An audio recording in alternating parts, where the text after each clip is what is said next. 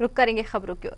खबर देहरादून से है, जहां यूनिफॉर्म सिविल कोड यूसीसी लागू करने के लिए बुलाए गए उत्तराखंड विधानसभा के विशेष सत्र के हंगामेदार होने के आसार नजर आ रहे हैं। बता दें, सत्ता पक्ष जहां हर हाल में यूसीसी को इस विशेष सत्र में पास कराना चाहता है, तो वहीं यूसीसी को लेकर विपक्ष सरकार से इस सवाल जवाब में कोई कोर कसर नहीं छोड़ना चाहती। इसको लेकर उसने खासी रणनीति भी तैयार की है, जिसमें कांग्रेस को बसपा का भी साथ मिल रहा है।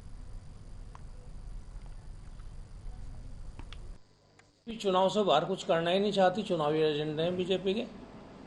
जो लोकसभा का विशेष सत्र बुलाया कि हम महिलाओं को आरक्षण देंगे, दिया? कुछ हुआ?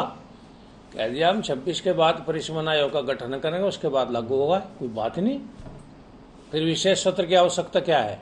अगर हम संविधान के खिलाफ कानून यहाँ बना नहीं सकते हैं, जो हमारे फंडामेंटल अधिकार है उनमें हम अवहेलना नहीं कर सकते, तो यूसीसी का है क्या?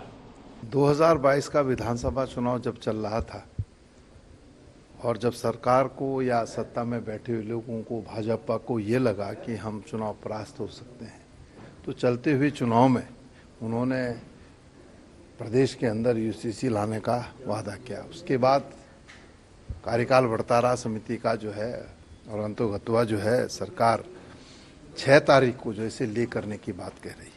अब जब ले होगा तब उसको देखेंगे और अपनी बात कहेंगे।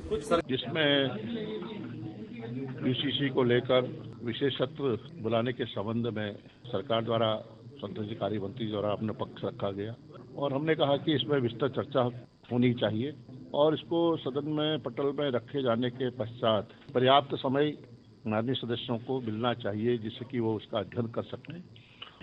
मैं यूसीसी की पक्षधर हूँ और मैं मानती हूँ, और खासकर महिला होने के नाते मैं इस चीज़ को पूरी तरह से मानती हूँ कि अगर इस देश में किसी को इस कानून की ज़रूरत है, वो इस देश की किसी भी जाति, किसी भी धर्म की महिला है।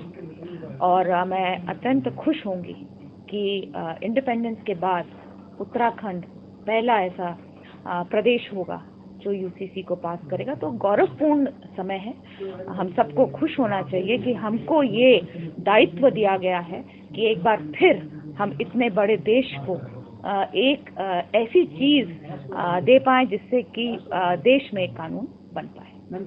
पहला राज्य उत्तराखंड बनने जा रहा है जहाँ समान आचार संहिता लागू करने की ओर आगे बढ़े और बाकायदा राज्य के सर्वोच्च सदन में इसकी लेकर चर्चा हो करके पास होने की संभावना भी है। तो ये पहला राज्य होगा देश का, तो ये इस राज्य के लिए बड़े गर्व की बात है।